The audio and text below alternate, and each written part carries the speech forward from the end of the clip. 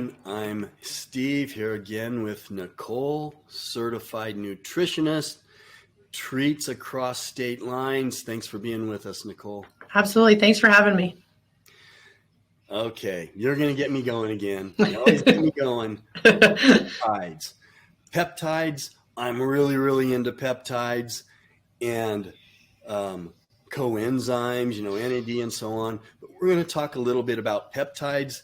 I know, and I know that you're really researching these and getting more education on these things. So the peptides, a chain of amino acids, right? It is. So there's a couple different peptides out there. One is a long chain amino acids, up to 50 amino acids. The other is called a bioregulator, and that's from anywhere from 1 to 4 amino acids in the chain. So both of those do different things and act differently in the body. But, people think of peptides, they think of collagen because all of that's out there in the market today. We are talking about the long chain versus the short chain, that kind of stuff that is not anything to do with collagen. It's, the best form of is injectables, but I'm going to go over that. And people don't really realize this, but insulin is a peptide. And people are injecting that all the time. And that's hundreds of them. There's so many of them. And I love every one of them. And all a peptide does is give a signal, right?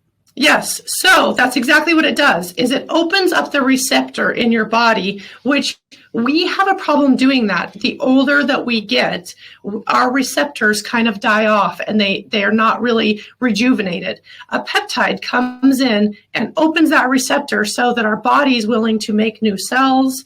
It reduces inflammation, and it also helps with muscle building, because what do? You have all that cells rejuvenating and taking everything in. It's amazing.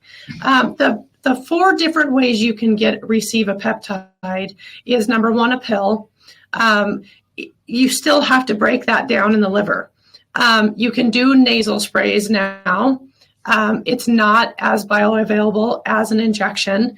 Or you can do a glandular, which you got to go back to the food every single time. You can get organs and eat them, but I don't see a lot of people doing that nowadays, especially in my practice. They're like, oh my gosh, no way.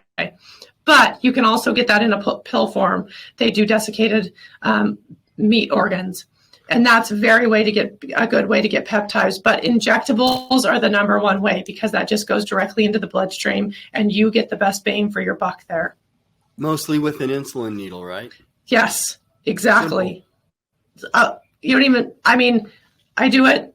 You don't even feel it. Right. Yeah, it's amazing.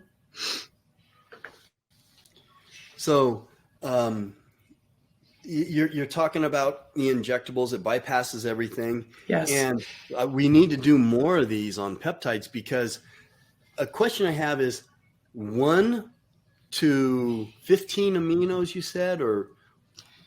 So the long chain is up to 50. The short chain is 1 to 4.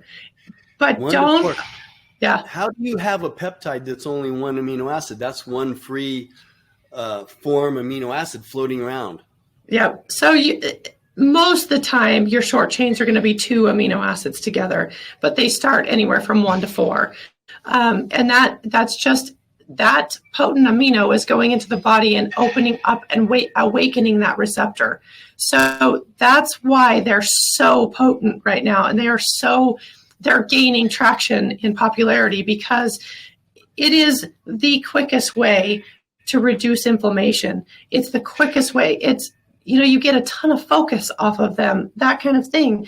Weight loss, all of that stuff is because it's going right into the bloodstream. You're opening up, you're awakening the body, and it's using them effectively. Amazing. Nicole, I want you to come back and tell us more about peptides. Is that okay? Absolutely.